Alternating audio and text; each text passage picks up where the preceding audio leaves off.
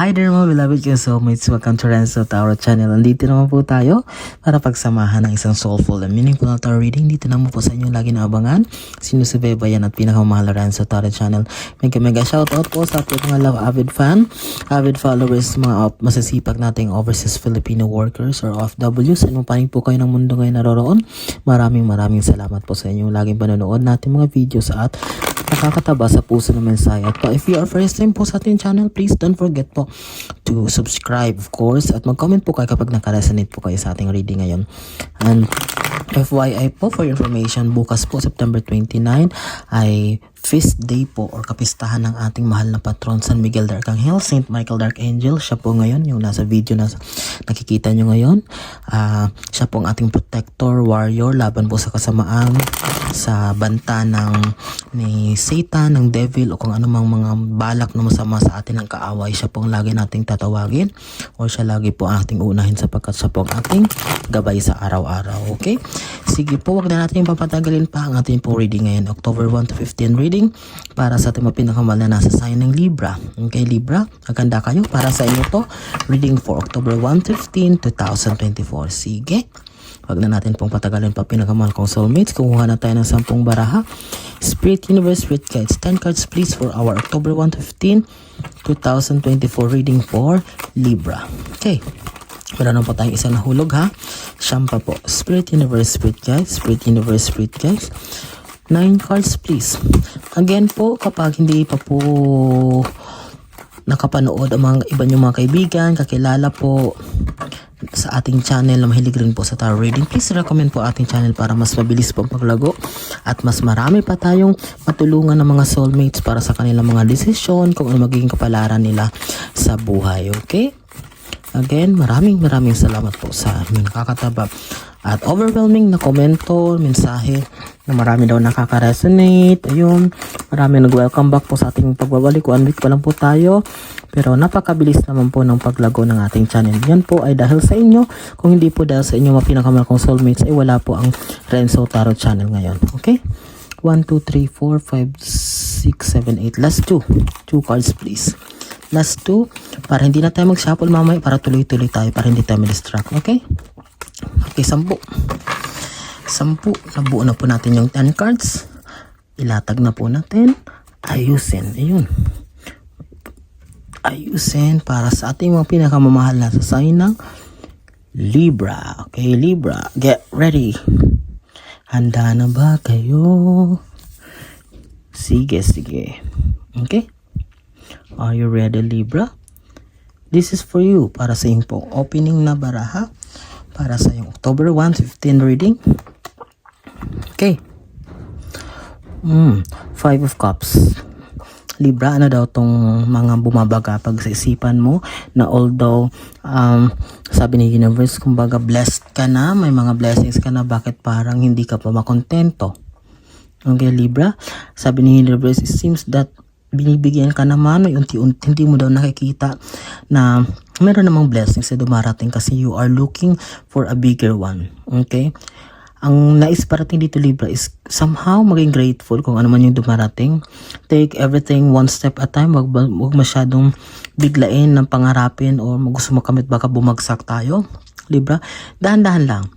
Take at the lighter side, take at the positive side kasi meron naman daw blessings na dumarating. Meron naman mga taong pinaparating sa iyo para tumulong but hindi mo ito nakikita because you are focusing on a bigger picture na parang sa ngayon ay parang imposible pa naman mangyari.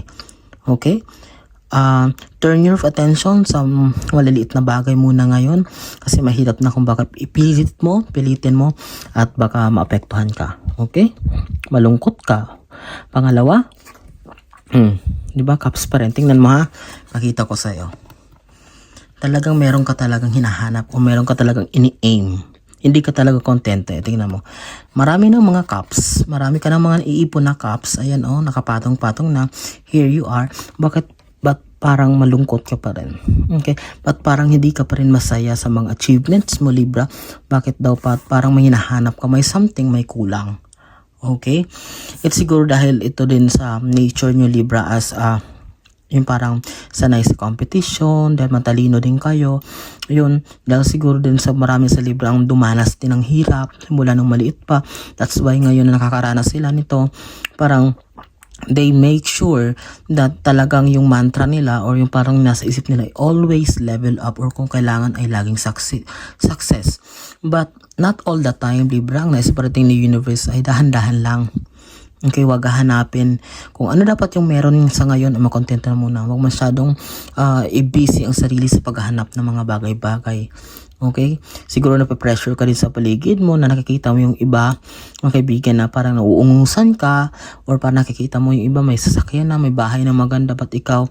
Yeah, ganun talaga. Sa tamang panahon, unti-unti lang. At least, may maganda ka naman trabaho. At least, may maliit kang business na kung nag-i-income ka. Good health. Safety ka sa araw-araw. Safe ka sa araw-araw. Yun ang pamahalaga. Importante. Kasi yung iba sa panahon ngayon, maraming pera. Bilyonaryo, milyonaryo. Pero kulang naman ang pera pambayad pa sa bill sa hospital. Kasi, pabalik-balik sa hospital. Okay, you focus on the lighter side and the positive side sa buhay mo ngayon, Libra. Okay? Pangatlo is the King of Wands. Okay. The King of Wands, since paharap siya dito, it means wands is your emotions. You also need to focus your attention sa iyong emotion, kasi baka mamaya hindi to stable, hindi mo namamalayan, may mga nasasaktan ka na palang tao sa paligid mo. At kapag hindi stable ang emotion natin, pati sa decision making na apektuhan. Okay, baka mamaya pabugso-bugso mga decision, hindi mo na pinag-iisipan dahil siguro na overwhelmed ka, sobrang saya mo or sobrang lungkot. Okay, that's why this King of Wands is just telling you na kailangan daw, Libra, ay yes, test your emotions, na kailangan stable ang lahat. Okay? Pang-apat, umarap na siya dito. Tingnan mo ha. Pakita ko sa'yo. Harap dito. Ngayon, Page of Wands. Ito, i-focus ko sa camera para makita mo, Libra. Tingnan mo daw mabuti. Although yung wands mo ay kukonti yung mga dahon, pero at least may tumutubo. Okay? Diyan ka daw mag-focus. Maging grateful sa mga maliliit na bagay na dumadating sa iyo, Libra. Kasi kapag natuto ka daw, Libra, na maging grateful, magpasalamat sa mga maliliit na bagay na blessings na dumarating sa iyo, of course, pag binuhusto ni universe ng mga malaking blessings na parating sa iyo, ay hindi na bago. Mas malalo kung magiging grateful. Kasama na rin nito yung pag-share mo sa iba. Kasama na rin nito ang pagiging responsable, alam mo yun, responsable sa paghawak ng finances. But this Page of Wands is just showing, tingnan mo. Okay? Tinitingnan mo yung growth. At least, tingnan mo yan, at least may tumutubo. At least may bunga.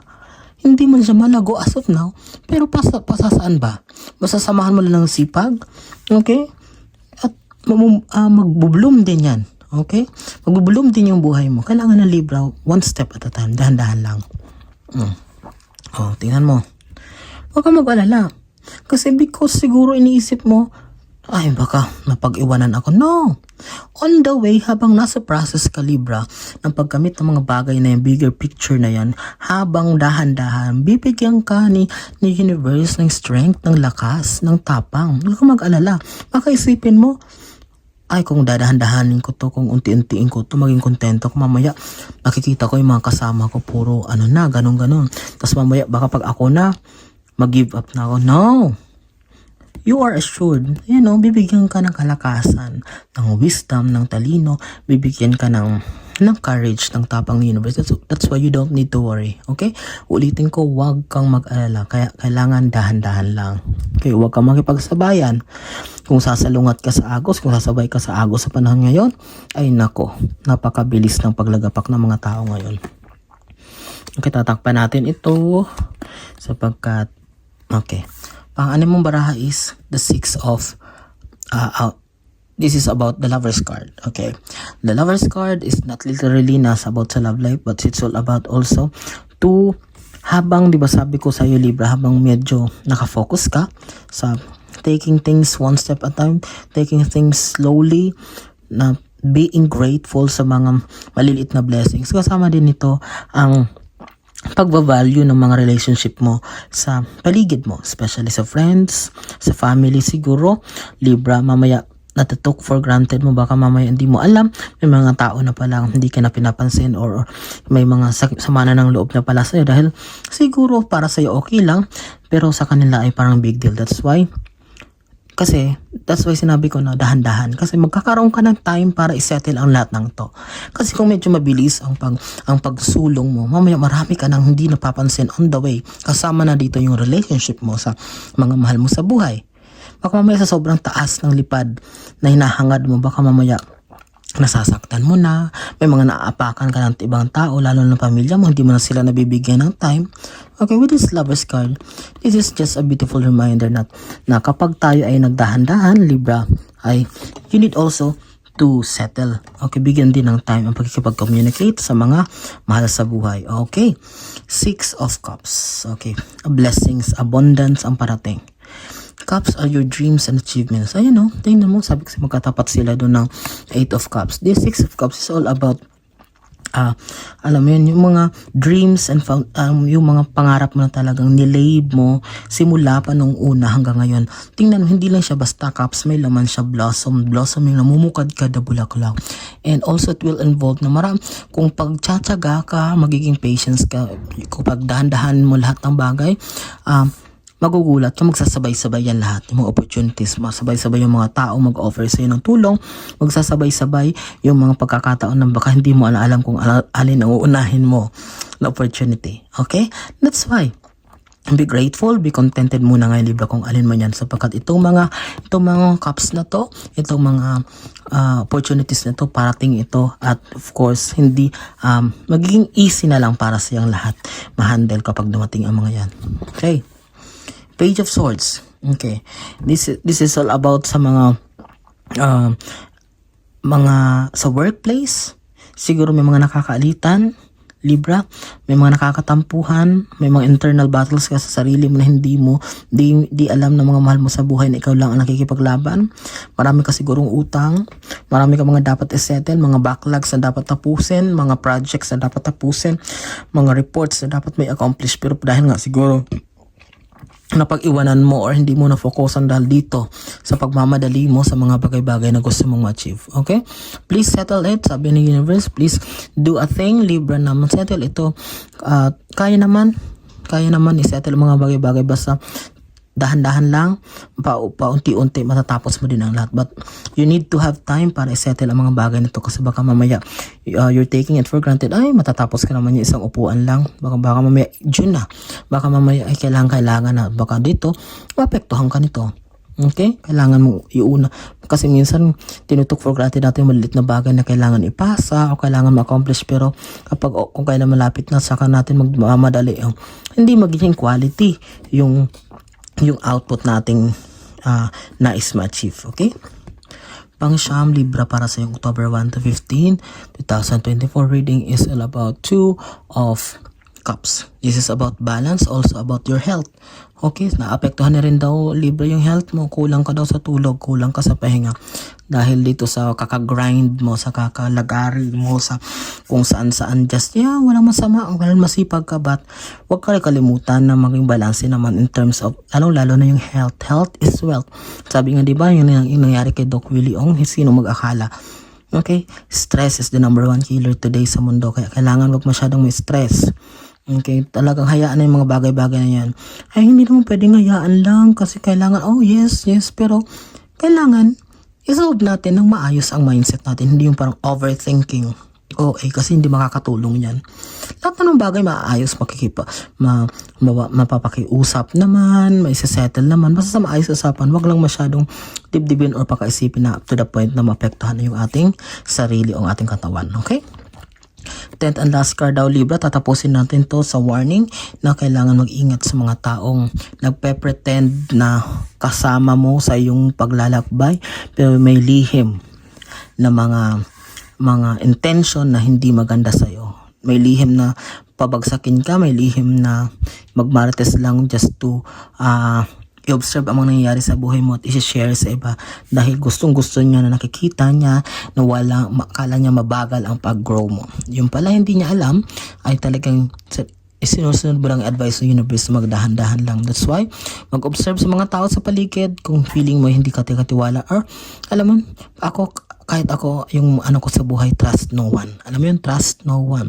Kahit best friend mo, kahit miyembro sa pamilya, hindi masyado magtiwala. Yes, kailangan mahal natin sila sa buhay pero hindi ibibigay yung buong tiwala kasi alam mo yun, mahirap na kapag tayo, lalong-lalo na mahirap na kapag mahal natin sa buhay yung traitor sa atin, mas lalo tayong masaktan.